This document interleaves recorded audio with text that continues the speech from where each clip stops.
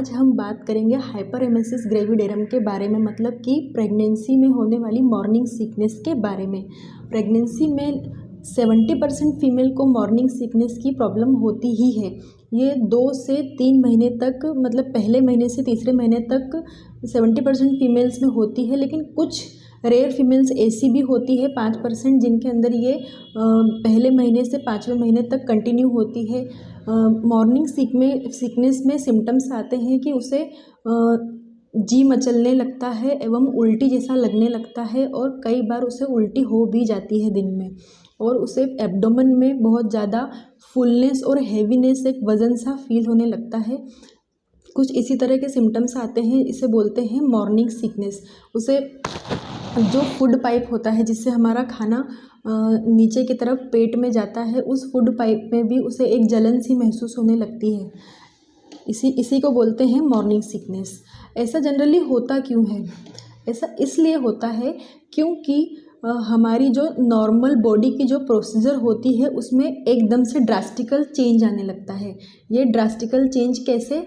मतलब फीमेल के पेट में जो बच्चा आता है वो बच्चा धीरे धीरे से बड़ा होने लगता है और वो अपनी स्पेस कवर करने लगता है। मतलब उसे बड़ा होने के लिए अब सब तरफ से जगह चाहिए, तो वो अपने हिस्से की जगह को कवर करने लगता है। जिससे कि होता क्या है, हमारी बॉडी के जो दूसरे अदर ऑर्गन्स हैं, जैसे कि हमारा डाइजेस्टिव सिस्टम, जैसे हमारा डाइजेस्टिव सिस्टम में हमारा स्टमक है, नीचे की तरफ हमारा रेक्टम और एनस है, साइड में लिवर, ये सब जितने भी ऑर्गन हैं ये कहीं ना कहीं थोड़े हैम्पर होते हैं। मतलब इन सब के ऊपर थोड़ा प्रेशर पड़ने लगता है, जिसकी वजह से इनकी जो नॉर्मल फिजियोलॉजिकल एक्टिविटी होती है, मतलब कि जो इनका नॉर्मली जो रूटीन का काम रहता है, वो भी कहीं ना कहीं थोड़ा बहुत हैम्पर होने लगता है और डिस्टर्ब हो जाती है प्रोसेस। एकदम से बॉडी के अंदर इतना बड़ा चेंज आता है जिसको कि हमारी बॉडी एकदम से ले नहीं पाती है। इसीलिए इस तरीके के मॉर्निंग सिकनेस जैसे सिम्टम्स आने लगते हैं। मतलब ये जो ड्रास्टिकल चेंज आया है कि एक बच्चा पेट में है फीमेल के और वो धीरे धीरे करके बड़ा हो रहा है, तो इस चेंज को हमारी बॉडी को समझने के लिए कम से कम 3 महीने का टाइम तो लगता ही है। उस 3 महीने तक पूरी बॉडी में उथल पुथल मची रहती है। मतलब बॉडी भी कहीं ना कहीं खुद को इस चीज़ के लिए एकोमोडेट करने की कोशिश करती है, कंपनसेट करने की कोशिश करती है कि हाँ ये बॉडी में क्या हुआ है। इस तरीके से हम इसको डिफाइन कर सकते हैं। और रियलिटी भी है कि मतलब जो बच्चे ने पूरी स्पेस कवर कर ली है धीरे धीरे करके, तो बाकी के ऑर्गन्स के ऊपर थोड़ा बहुत तो इम्पेक्ट पड़ेगा ही, और वो इम्पेक्ट डाइजेस्टिव सिस्टम के ऊपर इस तरीके से पड़ता है कि डाइजेस्टिव सिस्टम की जो प्रोसीजर है जो नॉर्मली होती है उसमें वो थोड़ी सी स्लो हो जाती है, नॉर्मल से थोड़ी सी स्लो हो जाती है वो प्रोसीजर। तो होता क्या है कि जो डाइजेशन के लिए हमारे डाइजेस्टिव सिस्टम में बहुत सारे डाइजेस्टिव जूसेस का सिक्रेशन होता है जो कि हमारे खाने को पचाने के लिए हमारी हेल्प करते हैं। तो इस तरीके का जब चेंज आता है तो उन डाइजेस्टिव जूसेस का सिक्रेशन भी हमारी बॉडी में पहले से थोड़ा कम हो जाता है। और जो हमारी मसल्स होती है, जो हमारे डाइजेस्टिव सिस्टम की मसल्स होती है जिनके अंदर पेरिस्टाल्टिक मूवमेंट होता है, मतलब खाना पचाने के लिए एक प्रोसीजर होती है हमारे डाइजेस्टिव सिस्टम में जिसे हम पेरिस्टाल्टिक मूवमेंट बोलते हैं, वो पेरिस्टाल्टिक मूवमेंट भी हैम्पर होने लगती है। और जो हमारे डाइजेस्टिव सिस्टम की जो मसल्स होती है वो भी थोड़ा सा स्लो काम करने लगती है, क्योंकि उसे भी प्रॉपरली स्पेस नहीं मिल पाती है, ऑर्गन्स थोड़े से दबने लगते हैं, इसीलिए वो मसल्स भी थोड़ा धीरे धीरे काम करने लगती है। तो जो हमारा खाना होता है जो फूड पाइप से नीचे पेट में जाता है, वो खाना बहुत ही धीरे धीरे जाता है और धीरे धीरे पचता है, और कई बार डाइजेस्टिव जूसेस इतने कम हो जाते हैं कि वो खाना पार्शियली पचता है, मतलब कि वो खाना ठीक ढंग से पच भी नहीं पाता है, आधा अधूरा पचता है, जिसकी वजह से हमारे डाइजेशन की जो प्रोसेस है वो थोड़ी सी डिस्टर्ब हो जाती है और खाना वॉमिटिंग के थ्रू बाहर आने लगता है। तो जो भी डाइजेस्टिव जूसेस है और जो भी हमारा खाना है वो जब प्रेशर पड़ता है तो वो खाना नीचे जाने के बजाय वापस ऊपर की तरफ आने लगता है, और इस ऊपर नीचे की जो लड़ाई है इसमें लास्ट में फीमेल को वॉमिटिंग आ जाती है। उसे पूरे टाइम नोशिया फील होता रहता है, मतलब खुद को बॉडी को समझ में नहीं आता है कि खाने को नीचे की तरफ आगे बढ़ाना है या ऊपर की तरफ, तो ये जो नौशिया की फीलिंग चलती है उसके अंदर, मतलब ऊपर या नीचे, नौशिया आगे पीछे, तो उसमें लास्ट में उसे वॉमिटिंग हो जाती है। और कई बार ये वॉमिटिंग बहुत ही सीवियर भी हो जाती है, जिससे कि फीमेल बहुत ज़्यादा वीक हो जाती है और उसे बहुत सारे सप्लीमेंटेशन की ज़रूरत भी पड़ जाती है। तो लेकिन ये इतना सीवियर हो जाए तो उसे फीमेल को गायनेकोलॉजिस्ट से कंसल्ट करना चाहिए, ताकि वो इसके लिए प्रॉपर मेडिकेशन दे सके। इस तरीके की प्रोसीजर होती है बॉडी के अंदर, इसको बोलते हैं मॉर्निंग सिकनेस। तो जनरली ये मॉर्निंग के टाइम में ज़्यादा होती है, इसीलिए इसे मॉर्निंग सिकनेस बोलते हैं। और इसके लिए हम किस तरीके की डाइट कंज्यूम कर सकते हैं, मतलब अगर नॉर्मली देखा जाए तो मॉर्निंग सिकनेस अगर ज़्यादातर होती है तो उस टाइम पर हल्का फुल्का खाना प्रेग्नेंट फीमेल को खाना चाहिए। हल्का फुल्का जैसे सुबह के टाइम में अगर बहुत ज़्यादा मॉर्निंग सिकनेस होती है, बहुत ज़्यादा उल्टी जैसा लगने लगता है, जी मचलने लगता है, तो उसे मतलब फाइब्रस डाइट लेनी चाहिए। और हल्का फुल्का खाना जैसे कार्बोहाइड्रेट की डाइट लेना चाहिए, जैसे कि बिस्किट खा लेना चाहिए, थोड़े बहुत रस्क खा सकते हैं, या फिर कुछ भी हल्का फुल्का सा कार्बोहाइड्रेट का खाना खाया जा सकता है। बिस्किट, रस्क, मारी, इसे कुछ भी खा सकते हैं। और सबसे मेन और इम्पोर्टेंट चीज़ ये है कि उसे एक बार में बहुत ज़्यादा खाना नहीं खाना चाहिए। प्रेग्नेंट फीमेल को 4 से 5 बार दिन में कम से कम खाना चाहिए, लेकिन थोड़ी थोड़ी अमाउंट में खाना चाहिए।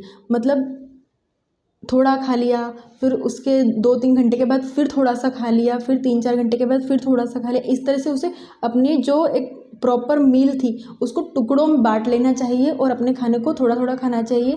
ऐसा इसलिए क्योंकि वो फिर से एक साथ पूरा खाना खाएगी तो फिर से एकदम से स्टमक के ऊपर और सब ऑर्गन्स के ऊपर प्रेशर पड़ेगा, खाना फिर से बहुत ज़्यादा इकट्ठा हो जाएगा, फिर वो ऊपर आने लगेगा और वो डाइजेस्ट भी नहीं होगा और बाहर की तरफ निकल जाएगा, वॉमिटिंग कर देगी फीमेल। अगर वो थोड़ा थोड़ा खाना खाएगी तो जितनी भी जगह है, जो भी डाइजेस्टिव सिस्टम में प्रोसीजर है, वो थोड़े से खाने को आसानी से ले पाएगी और उसे आसानी से डाइजेस्ट भी कर पाएगी और धीरे धीरे वो नीचे जाके एक्सपेल आउट भी हो जाएगा, मतलब कि स्टूल भी वो अच्छे से पास कर पाएगी, उसे कोई डिफ़िकल्टी नहीं होगी। खाना ऊपर की तरफ कम जाएगा, नीचे की तरफ ज़्यादा आएगा, क्योंकि अब खाने को थोड़ी सी प्रॉपर स्पेस मिल रही है, क्योंकि खाना कम है थोड़ा। इसीलिए डाइट में उसे थोड़ा थोड़ा खाना चाहिए, कम से कम 4 से 5 या 5 से 6 मील उसे ले लेने चाहिए। अगर हम इसके ट्रीटमेंट की बात करें तो हम होम्योपैथिक दवाइयों में सबसे टॉप मोस्ट मेडिसिन है सीपिया मेडिसिन।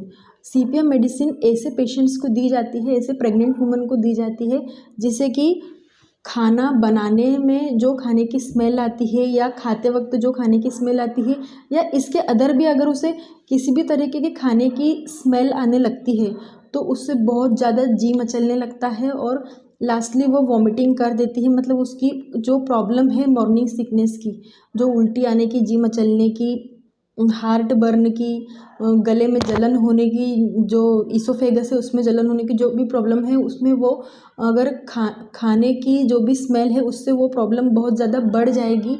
ऐसी कंडीशन में फीमेल को हम सीपिया मेडिसिन हायर पोटेंसी में दे सकते हैं।